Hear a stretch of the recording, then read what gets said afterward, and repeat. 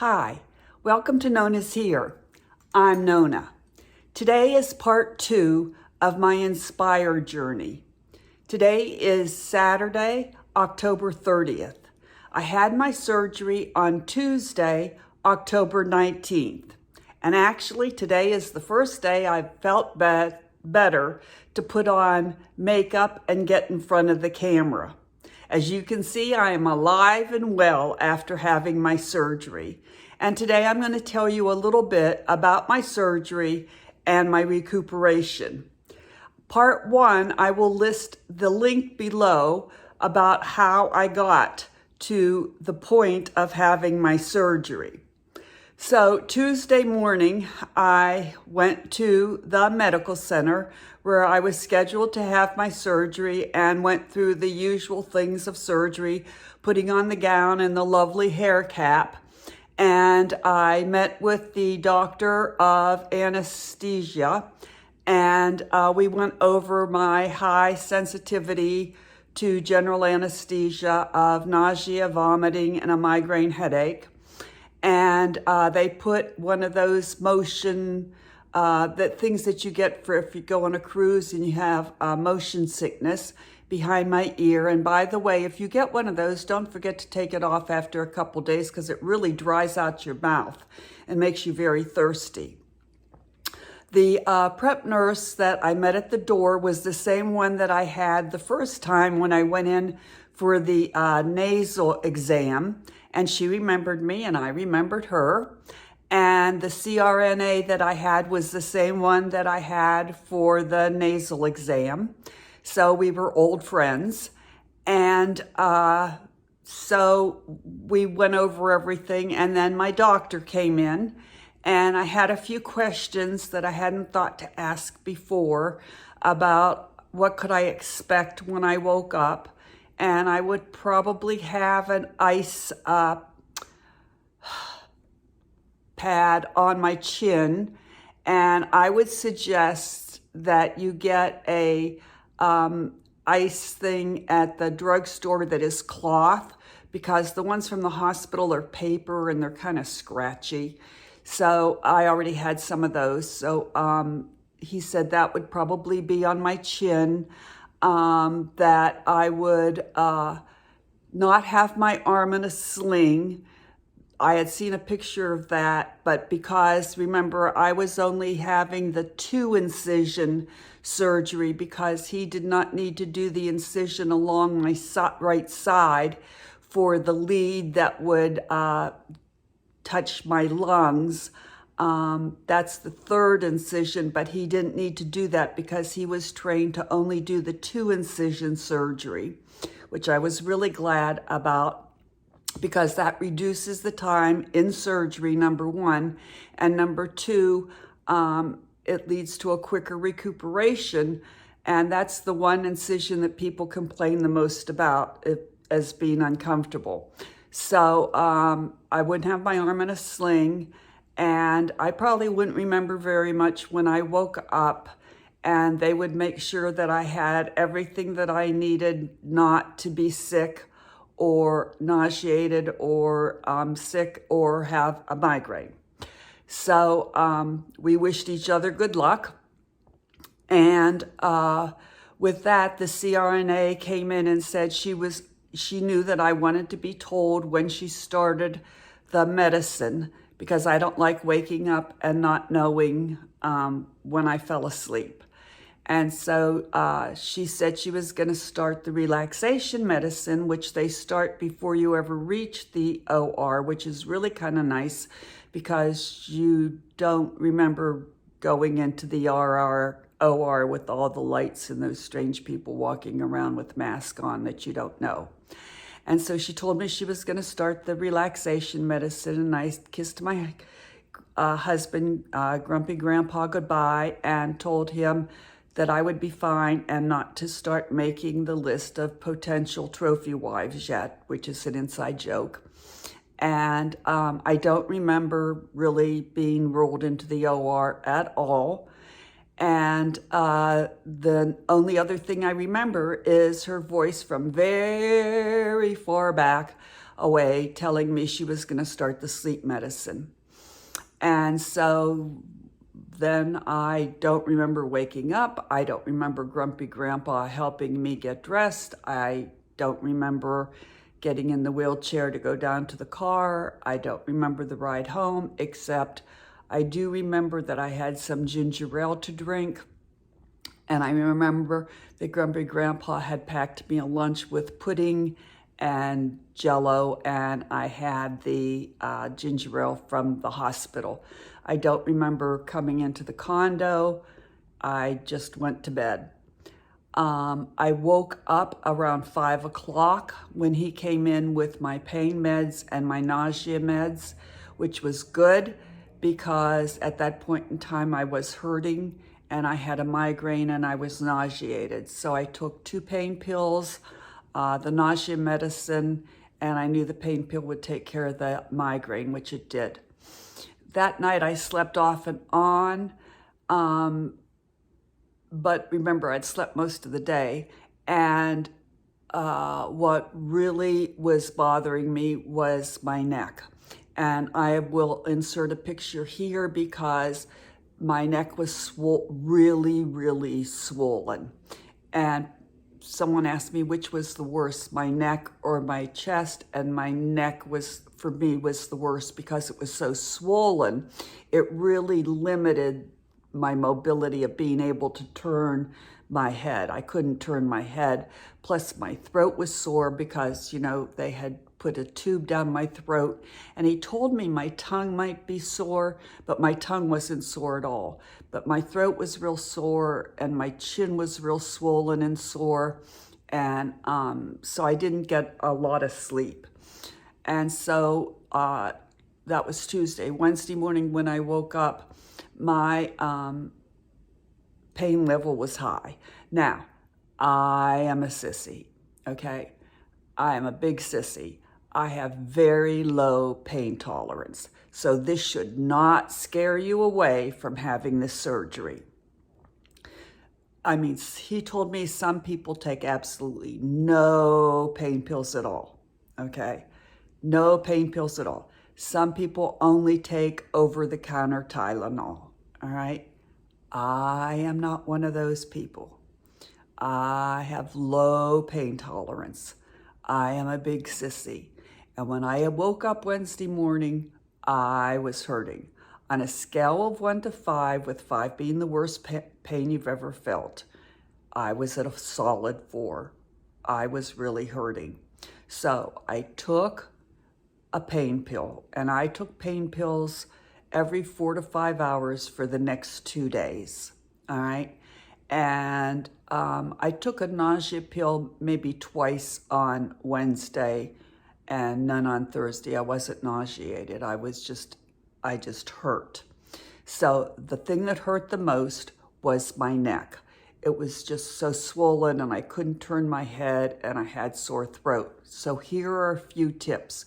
Number 1, get a straw that has a bend in it, because when you drink, you don't want to have to put your head down, okay? You want to be able to bring your drink up and drink from a straw. I had no problem drinking from a straw. My tongue wasn't sore. Also, I drank, Grumpy Grandpa went and got me a milkshake both on Tuesday and Wednesday. Both days, that's the only thing I ate. And it was wonderful because it was cold and the milkshake went down very easily, and that's all I wanted. Get things that are easy to eat, have consistency that will stick on a spoon, that you don't have to drop your head down, like soup. That wasn't good until later in the week. Things like pudding, Jell-O, applesauce. Those things were all easy because I could bring the spoon up and put the spoon in my mouth without having to drop my head. Again, that was me.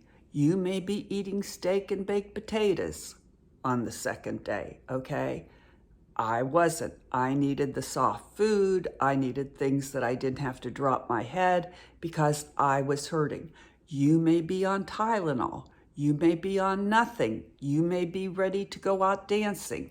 I was not. So, how did my chest feel? The best way that I can explain to you how my chest felt was I felt like someone had put on brass knuckles and punched me as hard as they could in my chest. Now, I will insert pictures here to show you how swollen my chin was and to show you what my chest looked like. When I came home from the hospital, my chest had, I was bandaged up. And I could take those bandages off the next day on Wednesday, which I did. And I really didn't look at myself that closely. But I had those stero strips on my chin and on my chest. And I'm sure, I know my chin was bruised and I know my chest was bruised, but I didn't really pay too much attention to it. Then I had to leave those on until I saw the doctor a week and a couple days later when he took those off, and I couldn't get them wet. So I couldn't take a shower, but I could bathe in a little bit of water as long as I didn't get them wet. So that wasn't a problem. So my chest felt bruised, and my right arm did not hurt at all. My arm didn't hurt, but I didn't use my right arm because anything I did with my right arm caused a strain on my chest. So like I didn't want to reach up and get into the cabinet or reach out and pick something up. So for the first 3 or 4 days, I just kept my right arm down by my side. And I'm right-handed, but I mostly used my left arm for everything because any use of my right arm caused strain on my chest, and it hurt. And also I tried to bend over once or twice, and that was not good because my chest felt real heavy when I tried to bend over, and it really hurt. Also, I didn't try and lift anything heavy, like a gallon of milk. Didn't try and lift that because that was too much strain. Trying to stand up, sit down, get into bed, anything that caused a strain on my chest hurt. So, I tried to use my left side as much as I could. Again, that was me. You may not have that problem. You may be on Tylenol. You may not need any pain pills at all. You may not feel any pain at all. That was me. I'm a big sissy. So you shouldn't let this put you off of having the surgery. This is just me. So by day, let's see, Tuesday was surgery, Wednesday, Thursday, Friday, I was down to a 3. Friday and Saturday, I was definitely down a notch on the pain to a 3. Now I'm only on pain pills every 6 hours. I'm doing much better, okay? Sunday, I'm on, Tuesday, Wednesday, Thursday, Friday, Saturday. Sunday, I'm down to Tylenol, and I took a bath, and that felt really good. And now I looked at my chest, and it had changed to a lovely shade of green and yellow. The bruising was all green and yellow. My chin by now had really decreased in size. I mean, the swelling had gone way down. I could move my head from side to side. I was sleeping. Everything was much better. So what does it look like now? So I went to the doctor's, today is Saturday, Thursday, and he removed, the stero strip here and the stero strip here. So this is what my chin looks like, okay? So now it feels really hard right there. It feels like really hard. I hope I'm giving you a good shot there. It feels really hard. So I thought that was a device in there, a piece of something in there, but it's not. It's just a wire that goes from the device to the tongue nerve, all right? and that's all going to go down. I thought I was going to go through life with this huge lump. I'm going to try and get closer. With this huge lump in my throat. But the doctor said, no. That's just a swelling from the lead. Okay, so there's this device here. That's the Inspire device. And there's just a little wire that goes up here that controls my tongue. So when they activate the device, which will be in 4 weeks from the surgery, so it's November 18th, I'm supposed to go in and they'll activate the device. So this little wire will control my tongue and push it forward so it doesn't go back and obstruct my breathing, okay? And then there's a wire that goes from the device down my right side, and it's just a wire. There's nothing attached to it. I thought there was going to be like a chip or something to it. No, just a wire. And it touches my lungs so that when the device is activated, the wire will synchronize with my lungs and tell my lungs to breathe, okay? It's just a wire. Now, if you're having a 3-incision surgery, that's where the 3rd incision is, but I didn't need the 3 incision. Okay, so now I'm going to show you my chest. If I can, let me see. I'm going to move this down just a little bit.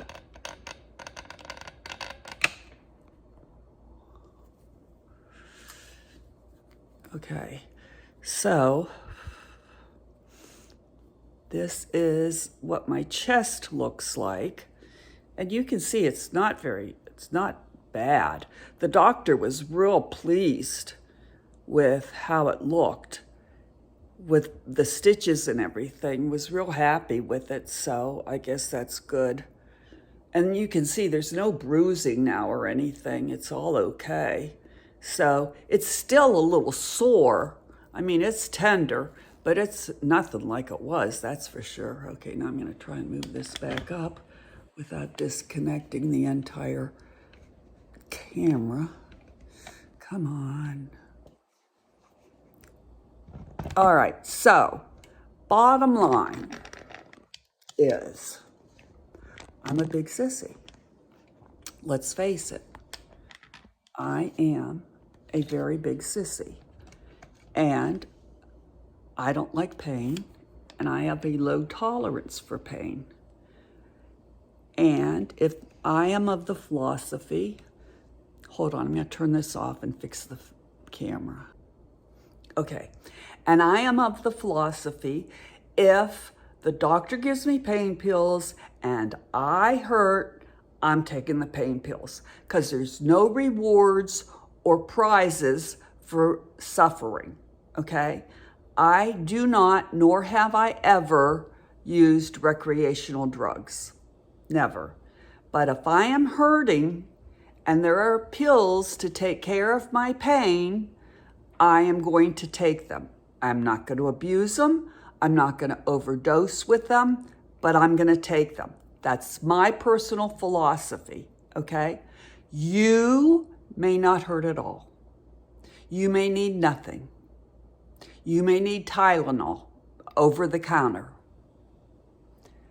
So don't let my experience scare you off. Here's the bottom line. Are you willing to go through a couple days of what maybe I went through? Maybe not. Maybe you won't have anything. But are you willing to go through a couple days of what I went through to get rid of that CPAP machine forever and ever? I was. I didn't know how much discomfort I was going to have. I didn't know how long the recuperation period was going to be. I had never talked to anyone that had this, but I knew I wanted to get rid of that CPAP machine and that mask and that hose and that machine next to my bedside. So I was willing to go through this, and I am so glad I did. And I am really looking forward to having this device activated and never having to use the CPAP machine again. So that's it. If you have any questions, I'd be happy to answer them down below. I am not a medical professional.